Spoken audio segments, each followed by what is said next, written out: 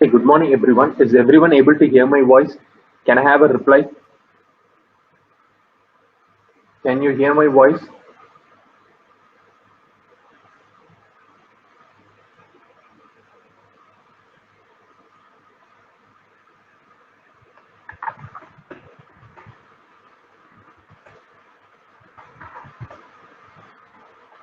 Okay, thanks. Yeah, fine. So I'll just wait for like a couple of minutes.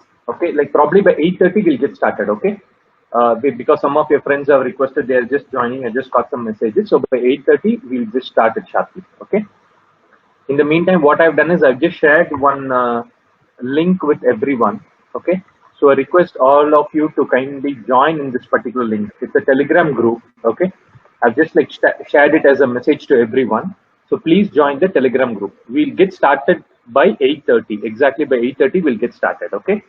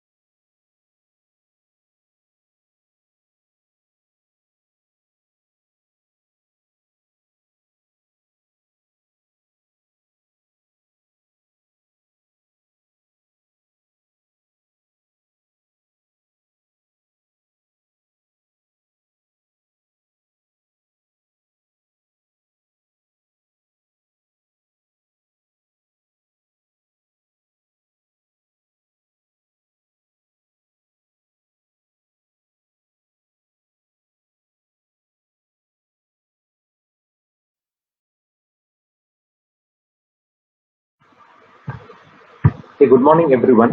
I'll just get started with the session now. Okay. Is everyone able to see my screen? Is my screen viewable to everyone? Can everyone see this? Is everyone able to see my screen?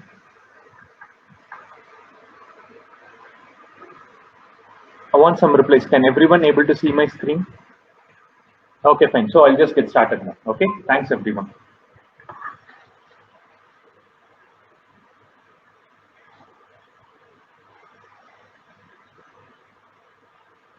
So I welcome everyone to this Capgemini session, wherein we just like I just wanted to give you an overview of how we can crack the Capgemini test.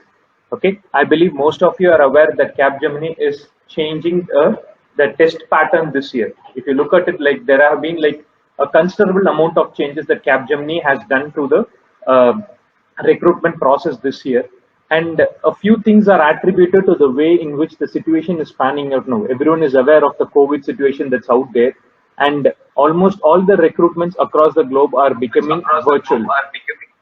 So it's like imperative for Capgemini also to look into those kind of perspectives and see like, okay, what is it that could be done in a much better way. So since everything has to be done in a virtual environment, a lot of companies, not just Capgemini alone, but a lot of other companies are also.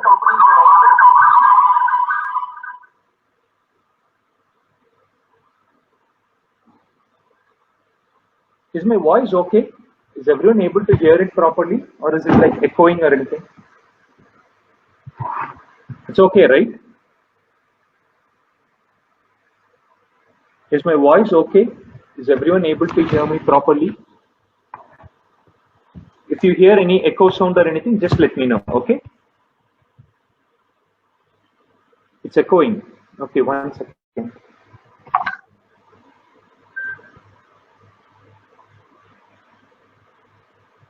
Now is it clear? Now is my voice clear? Are you still able to hear the echo noise, or is it clear now?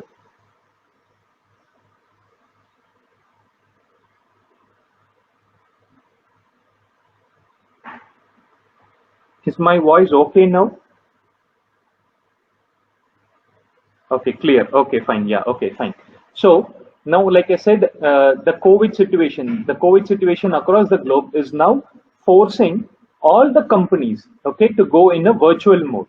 Now, what does a virtual mode mean? Okay, in earlier times, like last year and the year previous to that and everything, what we really see is the companies visit the campus, or even companies like TCS and everything, they are like conducting a national wide drive, and through that national wide drive, what they do is like they make students to come at certain exam centers. They have like exam centers across the globe. Okay, what happens is like students have to come to that exam center and then take up the tests and everything.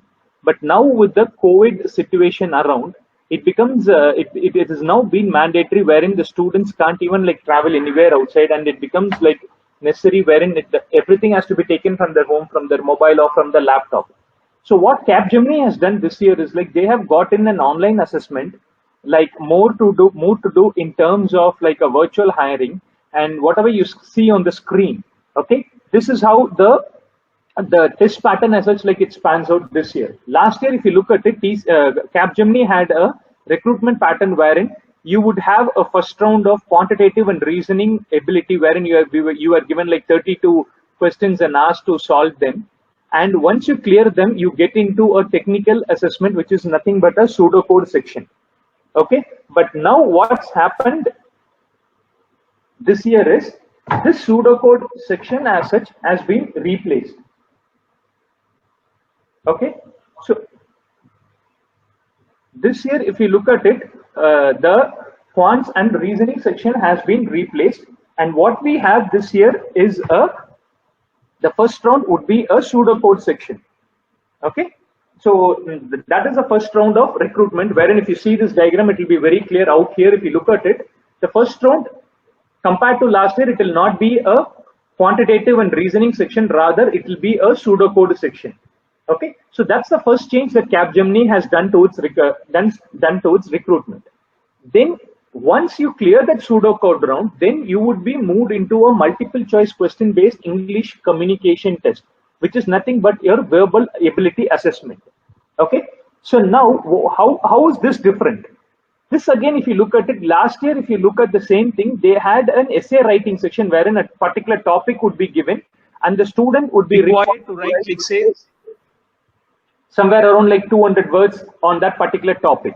But now the same thing has been changed, and it's now replaced with a multiple choice verbal ability test, or an English ability test, or an English communication test. However, if you look at it, this English communication test differs in a small way compared to a verbal test. Okay, how it differs in everything, I'll probably like go through once we discuss the questions. A few questions I just want to discuss with it. During that time, I'll just let you know. However, with the technical assessment, which is a pseudocode round, we are expecting it to be the same thing. And what are all the syllabus and everything, I'll just let you know about it. The third thing is the most interesting thing that has now kind of started to creep up as far as this online recruitment is concerned. And that is something to do with a game-based aptitude test, or something what you call as a game-based cognitive learning. Okay, so that is something that will be like pretty interesting. And what I would want to, and probably like the fourth one out here is a behavioral competency profiling, wherein it will be more like a psychometric test. Okay, I'll also let you know how you can address that. And the final round is going to be a technical and a HR interview. Okay, now first let me get started with the game-based aptitude test. Okay, or what you call as a cognitive learning. Okay, what is the main reason why companies go in for a cognitive learning? I've just like put in certain points why companies go in with a like a cognitive based gaming section as such. See, the first and foremost thing is like now more than like testing your ability in terms of your quants, reasoning, and everything. There is certain psychometric things which the companies want to kind of like what do you say, like kind of evaluate during your recruitment process. And this is mostly to do with the amount of attrition that is happening in the IT industry over a period over the last few years, wherein the companies have started to feel it's not just not just like in terms of like the brilliancy of the student that needs to be tested, but rather his attitude also has to be tested. Because what happens now is a company that is hiring a fresher, he hires a fresher, he puts them to a lot of recruitment things, like they are like put in through a lot of entry level recruitment training, which is like a very huge cost for a company. And once you train the student and everything, and finally just imagine the student leaves the organization working for just like 6 months or 1 year, is really not interested in the job, just to came here just for time pass and everything. They don't want that to happen. So they are like very clear in terms of like assessing the psychometric of a student. And that is one reason why this game-based cognitive assessments have been like come into picture. And whatever you see in terms of this WAIS, or Warren calls the Worthless Adult Intelligence Scale, okay, and the International Cognitive Assessment Resource, ICAR, and there is something called as a predictive index, which the companies try to evolve, saying that okay, this candidate can be hired. The predictive index is not, it's called as a cognitive predictive index, it's called as a PI, wherein companies try to find out, like saying, okay, this particular candidate is worth it, and things like that. Okay, so now if you look at it,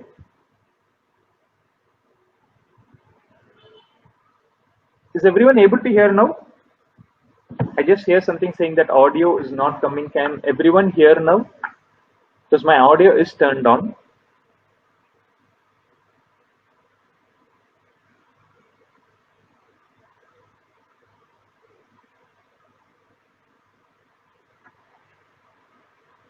Can you hear now?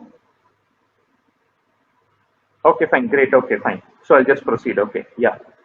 So that is where, like I said, this kind of whatever we call in terms of a cognitive learning really comes into picture. And like I said, the predictive index, okay, that's the measure of saying that whether a student can be hired or not.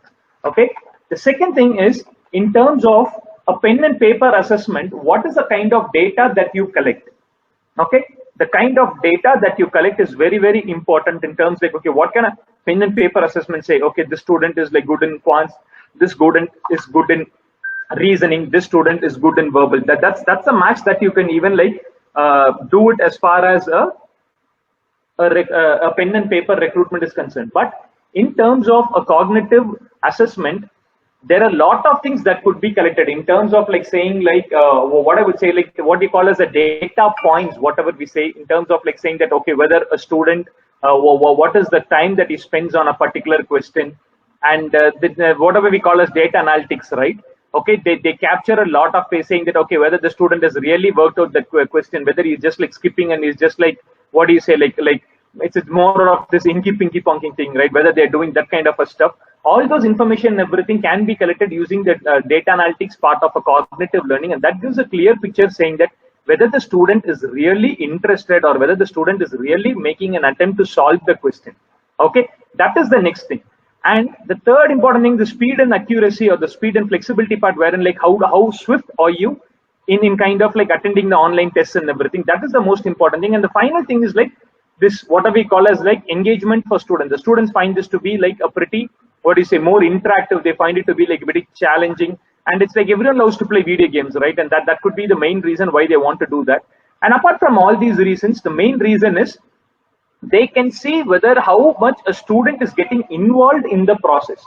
That's the most important thing, in getting involved in the process, whether he's like full-fledged into it, like I said, whether he's just doing an inky pinky ponky or just like praying to God and just like clicking any one of the options. That cannot be done in a gamified cognitive learning.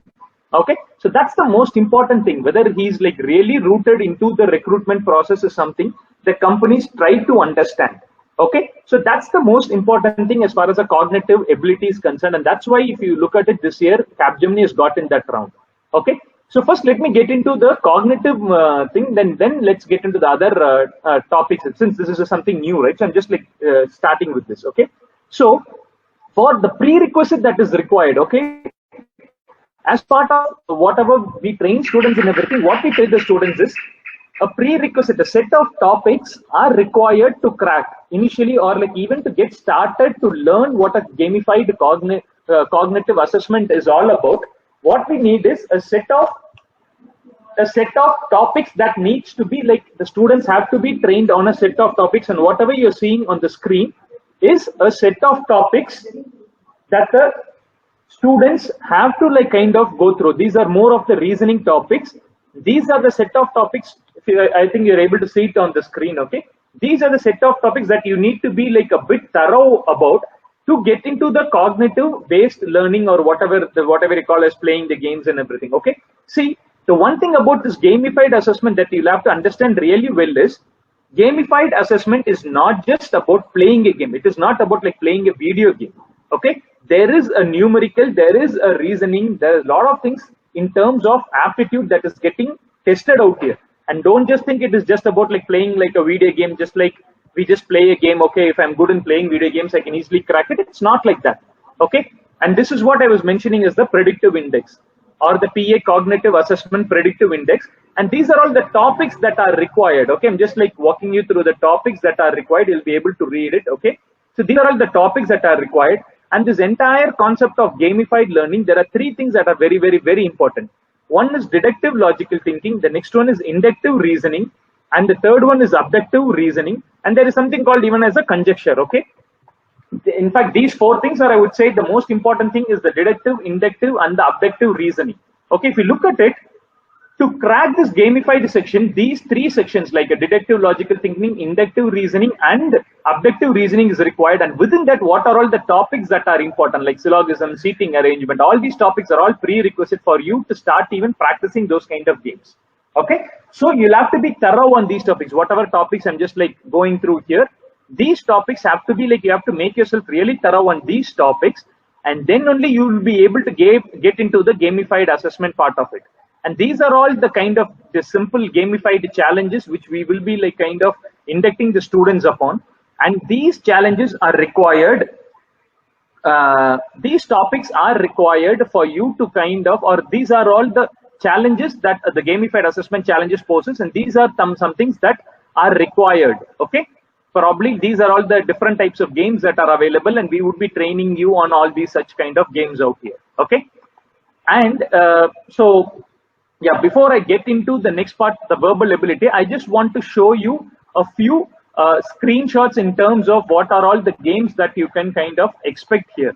Okay, so I'm just like what I'll do right away is I'll just like you should be able to see my screen here. Okay, so these are all the different kinds of games that are like kind of available. Okay,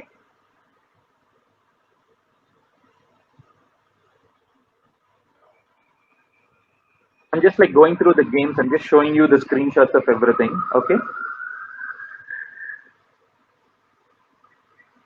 See, I just want to make one thing clear. The Q&A sessions, like in terms of you have any questions and everything, once I like stop the session, then probably you can ask all your doubts and everything. I don't want to break the session in between. Okay. So you can just like wait for the Q&A session, and then you can post all your doubts there. Okay. So I'm just like going through okay, these are all the different model games that are available. Okay, so this is more about the cognitive learning part. Okay, then getting into the verbal ability part, these are all the topics that are required. Okay, synonym, sentence correction, and all these topics, whatever the topics that are getting listed on the things, are all those things that are required for you to test on the English section as such.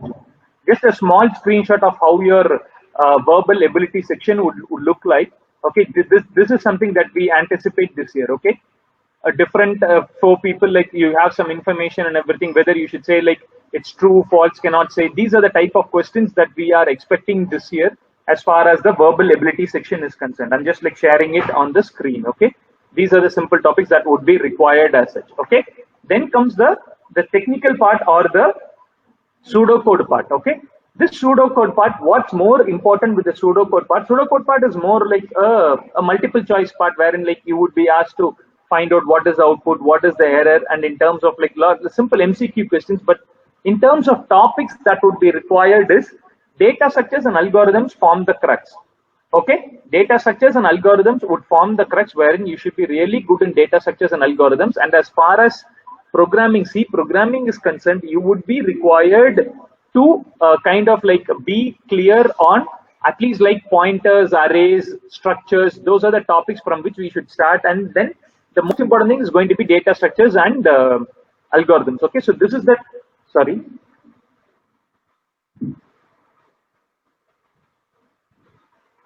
These are the topics. I'm just like walking you through the topics. You can just like see the topics. I'm just going slowly. Okay, trees, graphs, stacks, queues, sorting and searching, dynamic programming, greedy algorithm, all these things. Minimum spanning tree, shortest path algorithms, string matching, divide and conquer.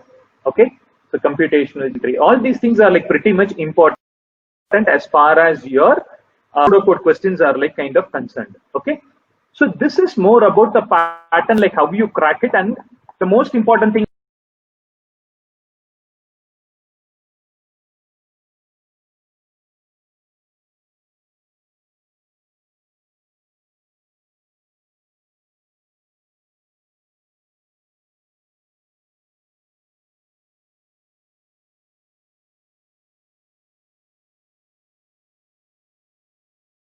I know Java is it mandatory to learn C to crack. Yeah, it's better to know a bit of C also because most of the questions and everything, the pseudocodes and everything will be in C. So it's better to learn that. Will all the sections takes place on the same day? We are not sure of the process. So anything related to the Capgemini process, what time that will start, what time will be the pre-placement, what time will be the final interview, those kind of questions please avoid because we are not sure of the process. Only after a few days only we'll be aware of it. Practicing website, we already have the 6Phrase portal wherein we have already given the logins. If you have not got the logins, check your Telegram group. Okay. Arithmetic aptitude like time, speed, and distance would not be required, at least as far as this is concerned. Any sources for gamified aptitude topic? Yeah, that's it. Like I said, yeah, it is available. The trainers will share with you. Don't worry about it. What is the cutoff for each and every section? Beautiful question. Try to get at least like 60% in each and every section. Okay, let's have a target saying that 60% would be the cutoff. So the pseudocode, the English, and the gamified section, try to get a 60% marks in it. Okay. Negative marking, I don't think it is there. If there is anything, we'll keep you informed. Yes, all rounds will be virtual. Yes. No quants round this time.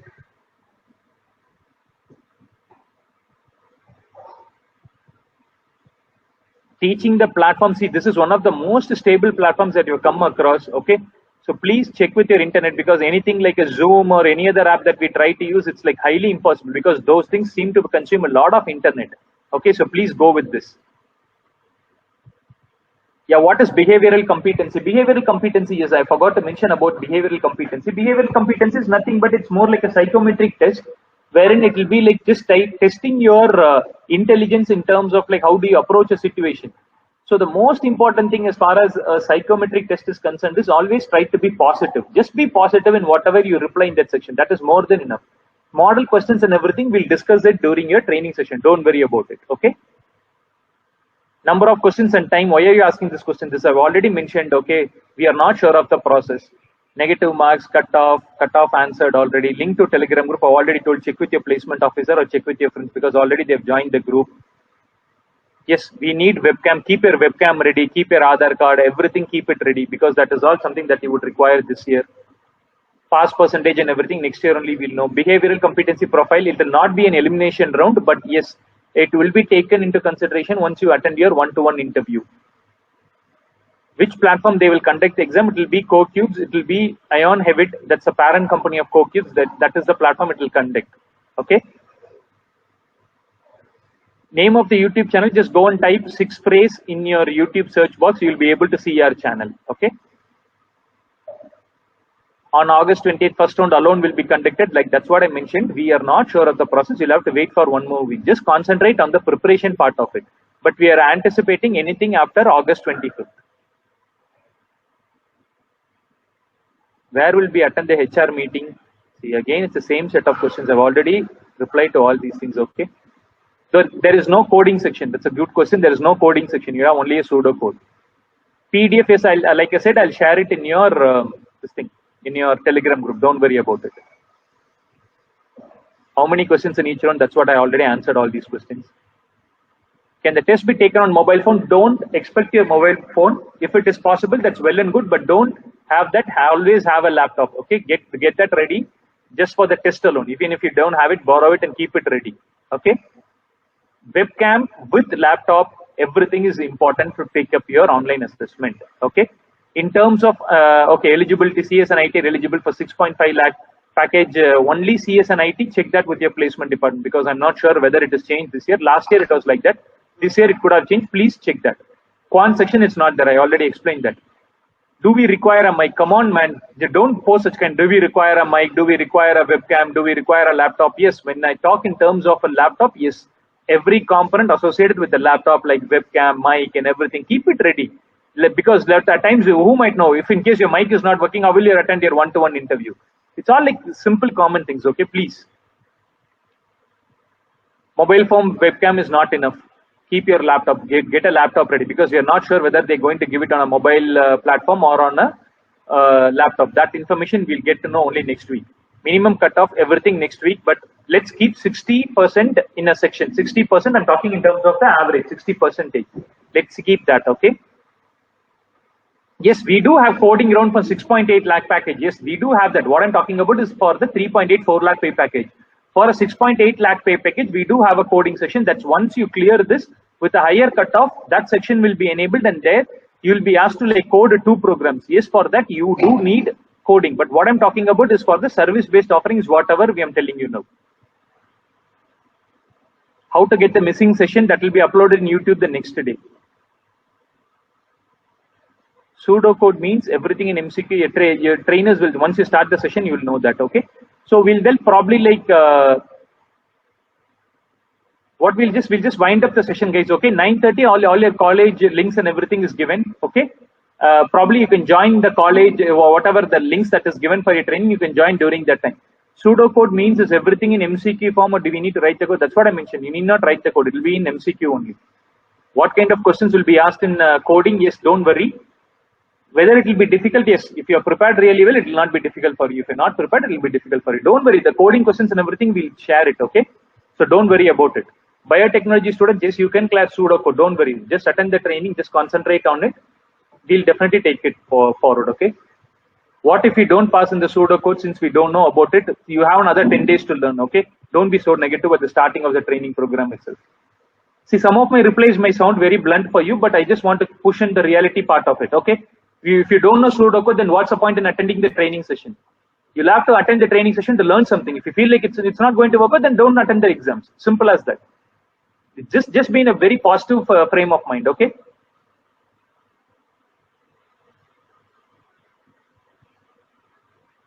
Yeah, good question. What will happen if someone tries to cheat the test?